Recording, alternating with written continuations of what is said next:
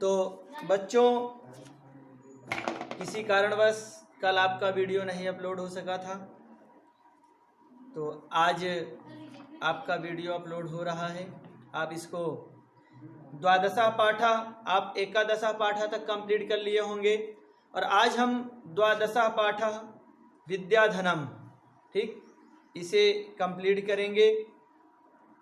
और आपने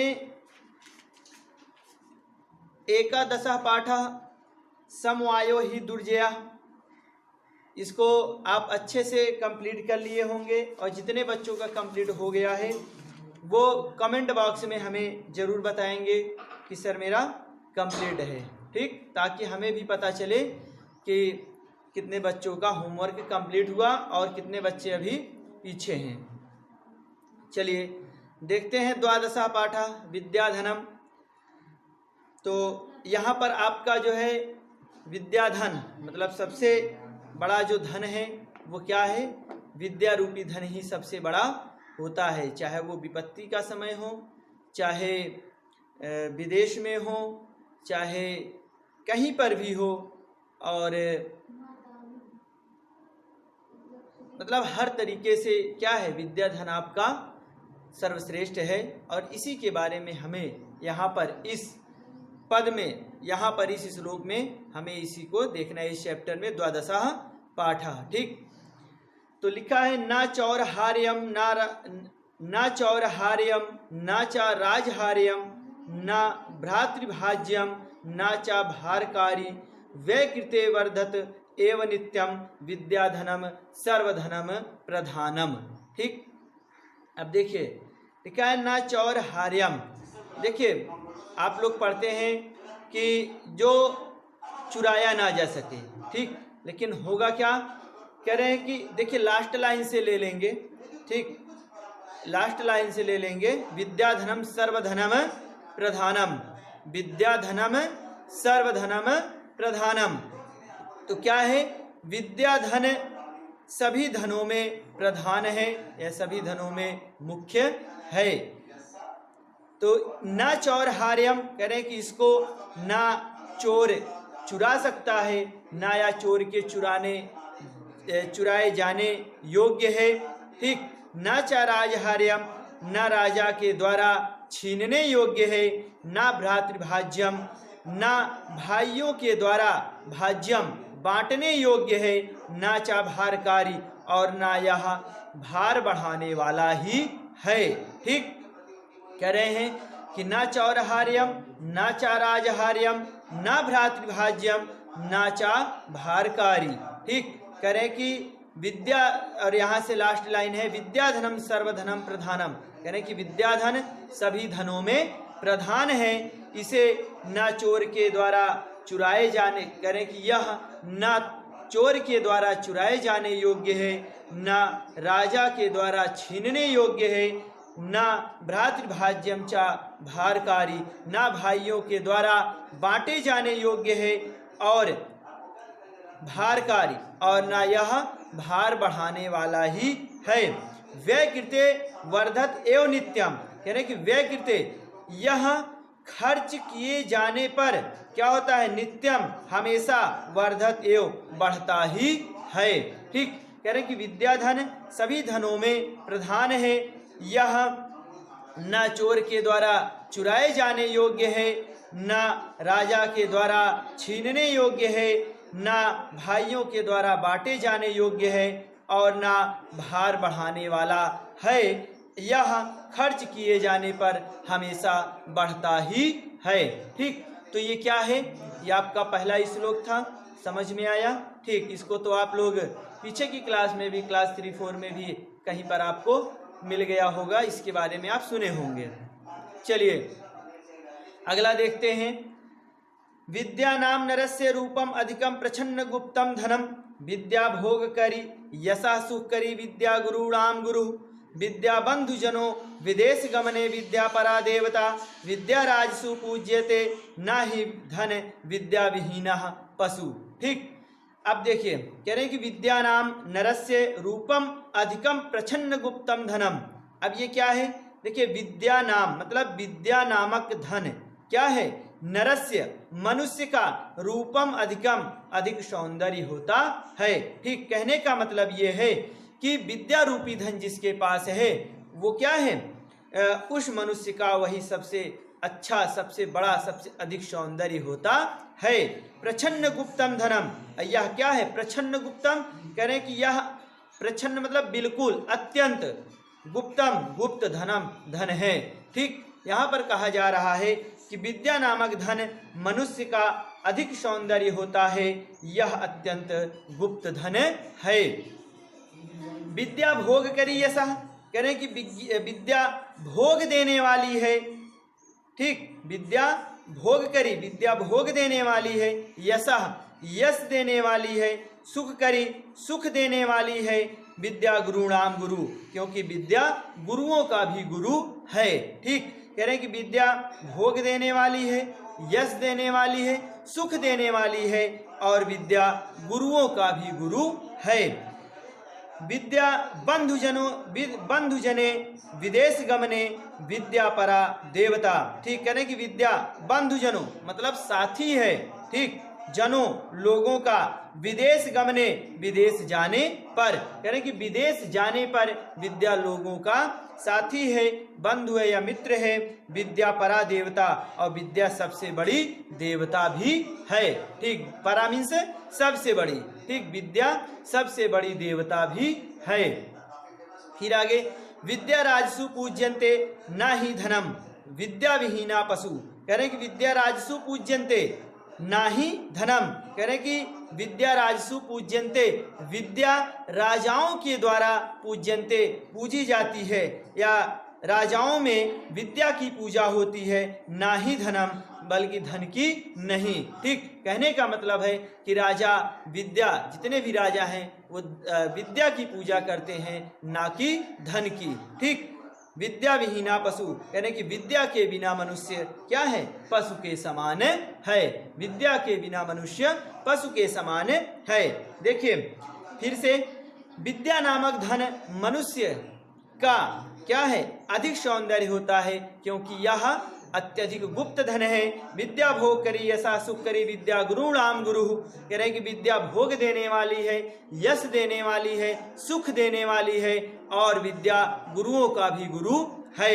विद्या बंधुजनों विदेश गमने विद्या परा देवता। ठीक, कह रहे हैं कि विद्या साथी है विदेश गमने, विदेश जाने वाले का। ठीक, विद्या विदेश जाने वाले का साथी है। और क्या है, विद्या परा देवता, और विद्या सबसे बड़ी देवता है। विद्या राजसु पूज्यन्ते ना ही धनम। ठीक, राजाओं में विद्या की पूजा होती है, ना कि धन की। और विद्या विहीना पशु, विद्या के बिना मनुष्य पशु के समान होता है। ठीक, आगे, केयूरः न विभूष्यन्ति पुरुषम हारा न चंद्रोज्ज्वला न स्नानम न विलेपनम न कुसुमम न अलंकृता मूर्धजा वालेका सम्मंगल करोति पुरुषम या संस्कृता धार्यते। ठीक, अब देखिए यहाँ, क्षीयन्ते अखिल भूषणानि सततम वागभूषणम भूषणम। ठीक, अब देखिए कह रहे हैं कि केयूरः मतलब क्या होता है, केयूरः मीन्स होता है बाजूबंद। केयूरः मीन्स क्या होता है, बाजूबंद। ठीक, कह रहे कि मनुष्य को ना विभूष्यन्ति, नहीं विभूषित करता या नहीं सुशोभित करता। ठीक, मनुष्य को ना तो बाजूबंद सुशोभित करता है, किसको, पुरुष मनुष्य को। ठीक, कह रहे कि मनुष्य को ना तो बाजूबंद सुशोभित करता है, हारा ना चंद्रोज्ज्वला, कह रहे कि ना ही चंद्र के समान उज्ज्वल हार। ठीक, कह रहे कि ना तो चंद्र के समान उज्ज्वल, चंद्रमा के समान उज्ज्वल हार, और ना ही बाजूबंद मनुष्य को सुशोभित करता है। ठीक, ना स्नानम ना विलेपनम, कह रहे कि ना तो स्नान ना विलेपनम, कह रहे कि ना तो इत्र मतलब सुगंधित तेल, ठीक, सुगंधित चीजें, और ना कुसुमम ना पुष्प, और ना अलंकृता मतलब और ना सजाए जाने पर या सजाए हुए मूर्धजा बाल। ठीक, कह रहे कि मनुष्य को ना तो बाजू बंद सुशोभित करता है, ना ही चंद्रमा के समान उज्ज्वल हार सुशोभित करता है, ना स्नान, ना इत्र मतलब सेंट जिसको आप बोलते हैं, ना इत्र, ना पुष्प और ना सजाए हुए बाल ही मनुष्य को सुशोभित करते हैं। वाण एका सम अलंकरोति, कह रहे कि वाण्यम एका मतलब एकमात्र वाणी, एकमात्र वाणी क्या होती है, सम अलंकरोति। सम अलंकरोति, सम मीन्स यहाँ पर अच्छी तरीके से मतलब एक समान तरीके से, ठीक, क्या करती है, अलंकरोति सुशोभित करती है, ठीक। कह रहे कि एकमात्र वाणी ही अच्छी तरह से सुशोभित करती है, किसको, पुरुषम, पुरुष को या मनुष्य को, ठीक, मनुष्य को एकमात्र वाणी ही अच्छी तरह सुशोभित करती है। या संस्कृता धार्यते, और कैसी वाणी, जो क्या हो, संस्कृता संस्कारों से युक्त की गई हो, मतलब जो संस्कारों को धारण की हो, धार्यते धारण की हो, या जो संस्कारों से युक्त है, ऐसी वाणी क्या करती है, मनुष्यों को अच्छी तरीके से अच्छी तरह से सुशोभित करती है। क्षीयन्ते अखिल भूषणानि सत्तम वाग भूषम भूषणम, ठीक। क्षीयंतो, क्षीयन्ते मतलब क्या होता है, नष्ट, नष्ट हो जाती है क्या, अखिल भूषणानि सभी आभूषण, कह रहे हैं कि सभी आभूषण नष्ट हो जाते हैं। सततम शाश्वत है, ठीक। वाग भूषणम कैसा, वाणी रूपी आभूषण, भूषणम, ठीक। कह रहे कि आभूषण रूपी वाणी रूपी आभूषण क्या है, शाश्वत है, ठीक। अब देखिए इसको फिर से देखते हैं, कह रहे कि केयूरः न विभूष्यन्ति पुरुषाम हारा न चंद्रोज्ज्वला न स्नानम न विलेपनम न कुसुमम न अलंकृता मूर्धजा वाणमेका सम अलंकरोति पुरुषा या संस्कृता धार्यते क्षीणयन्तो अखिल भूषणानि सत्तम वाग भूषणम भूषणम, ठीक। अब देखिए यहाँ पर क्या है कि मनुष्य को ना तो बाजूबंद सुशोभित करता है, ना ही चंद्र के समान उज्ज्वल हार ही सुशोभित करता है, ना स्नानम ना विलेपनम ना कुसुमम और ना अलंकृता मूर्धजा, ठीक। मूर्धजा मीन्स क्या होता है, चोटी होती है, बाल होता है। तो कह रहे हैं कि ना स्नान करने से, ना इत्र लगाने से, ना पुष्प से सजाए जाने से और ना ही सजाए हुए बाल से ही मनुष्य सुशोभित होता है, बल्कि क्या होता है, वाण में का सम अलंकरोति पुरुषम, कह रहे हैं कि एकमात्र वाणी अच्छी तरह से सुशोभित करती है। कैसी वाणी, जो संस्कारों से युक्त हो, ठीक। कह रहे हैं संस्कारों से युक्त वाणी ही मनुष्य को क्या करती है, सुशोभित करती है। क्षीणयन्ते अखिल भूषणानि, कह रहे हैं कि अखिल मतलब सभी आभूषण क्या होते हैं, नष्ट हो जाते हैं, सभी आभूषण नष्ट हो जाते हैं। सत्तम वाग भूषणम भूषणम, कह रहे हैं कि वाणी रूपी आभूषण ही शाश्वत है, निरंतर, मतलब ये हमेशा रहने वाला है, ठीक। अगला देखते हैं, विद्या नाम नरस्य कीर्ति तुला भाग्य क्षय च आश्रया धेनु कामुधा रतिश्च विरहे नेत्रम तृतीयम चासा सत्कार्यतनम कुलस्य महिमा रत्नैर विना भूषणम तस्माद, ठीक। तस्माद अन्य उपेक्ष्य सर्व विषयम विद्या अधिकारम कुरु, ठीक। अब देखिए विद्या नाम मतलब नरस्य, मनुष्य का, नर मीन्स मनुष्य, मानव, ठीक। कहने कि मनुष्य का क्या है, विद्या नाम, विद्या नामक मतलब विद्या नामक क्या है, मनुष्य का विद्या, ऐसे करेंगे विद्या नाम नरस्य, ठीक। नरस्य, ठीक, विद्या, या ऐसे कह सकते हैं कि विद्या रूपी या विद्या नामक धन मनुष्य का कीर्ति तुला क्या है, अत्यधिक, कीर्ति मतलब यश, ठीक। कीर्ति मीन्स क्या है यहाँ पर, यश। तो विद्या नामक धन मनुष्य का अत्यधिक यश है। भाग्य क्षय, भाग्य के नष्ट हो जाने पर क्या है, चा आश्रया सहारा है, ठीक। कह रहे हैं कि विद्या मनुष्य का सबसे बड़ा यश है, क्योंकि भाग्य के नष्ट हो जाने पर, भाग्य के नष्ट हो जाने पर ये क्या है, सबसे बड़ा सहारा है। धेनु कामुधा रतिश्च विरहे नेत्रम तृतीयम चासा। ठीक, कह रहे कि धेनु, धेनु मतलब क्या है? गाय। कैसी गाय? कामधेनु की बात कर रहे हैं। कामदुधा, ठीक, मतलब इच्छाओं की पूर्ति करने वाली गाय। कामदुधा मतलब कामधेनु गाय, अर्थात इच्छाओं की पूर्ति करने वाली गाय है। कौन? विद्या। विद्या इच्छाओं को पूरा करने वाली गाय है।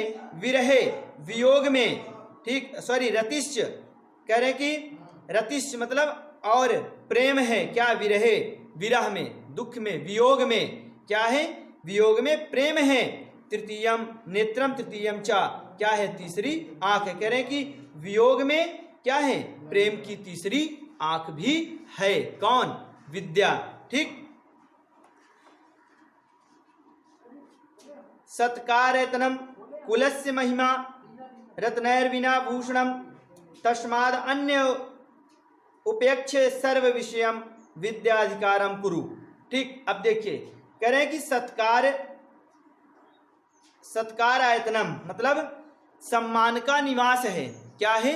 सम्मान का निवास है। कुलस्य, कुल की महिमा, महिमा है। ठीक, कह रहे हैं कि सम्मान का निवास है और कुल की महिमा है। रत्नैर बिना मतलब रत्न के, क्या है? रत्न के बिना मतलब बिना रत्न का आभूषणम, आभूषण है। कौन? विद्या। ठीक, विद्या सम्मान का निवास है, कुल की महिमा है और बिना रत्न का आभूषण है। फिर आगे, तस्माद अन्य उपेक्ष, कह रहे हैं कि इसलिए अन्य उपेक्ष छोड़कर, क्या? सर्व विषयम, सभी विषयों को, कह रहे हैं कि इसलिए अन्य सभी विषयों को छोड़कर विद्या अधिकारम कुरु, विद्या को पाने की कोशिश करो। ठीक, विद्या को प्राप्त करने की कोशिश करो। क्यों? क्योंकि यह सभी मतलब क्या है? यह सम्मान का निवास है, कुल की महिमा है और बिना रत्न का आभूषण है। इसलिए अन्य सभी विषयों को छोड़कर विद्या प्राप्त करने की कोशिश या विद्या प्राप्त करने का प्रयास करो। ठीक, तो इस तरीके से आपका ये द्वादशः पाठा कंप्लीट हुआ। आप इसको अच्छे से कंप्लीट करेंगे। ठीक, फिर उसके बाद हम चर्चा करेंगे त्रयोदशः पाठा अमृतम संस्कृतम। ठीक, अमृतम संस्कृतम पर चर्चा करेंगे। आपका अमृतम संस्कृतम भी क्या होगा? एक वीडियो में कंप्लीट हो जाएगा। तो आप द्वादशः पाठा को अच्छे से कंप्लीट कीजिए।